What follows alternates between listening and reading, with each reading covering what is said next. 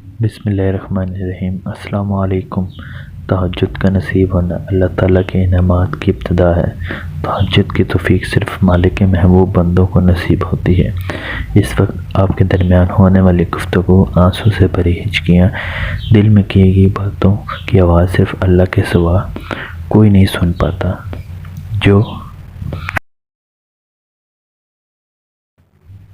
جو آنسو تم رات کی تاریکی میں خاموشی سے بہا رہے ہو، جو تکلیف تمہارے دل کو بے قرار کیے ہوئے ہے، وہ رب سب سے واقف ہے۔ ایک ماں ہے جو تمہیں روتا ہوا نہیں دیکھ سکتے، وہ جو 70 ماؤں سے زیادہ پیار کرتا ہے تمہیں روتا ہوا کیسے دیکھ سکتا ہے؟ تمہارے لیے معاوضے ہوں گے، اپنے معاوضے پر یقین رکھو، اس کا کن تمہاری تمام تکلیفوں کو مٹا دے گا۔ بس ابھی صبر کرنے کا وقت ہے، تم صبر کرو، وہ انجان نہیں تمہاری سسکیوں سے، اس کی وجہ سے بعض تھوڑا صبر اور تم دیکھو گے اپنے نصیب کا بدلتا ہوا، دیکھو گے وہ وقت بہت قریب ہے۔ تہجد کا وقت خدا کی محبت کا عروج ہوتا ہے۔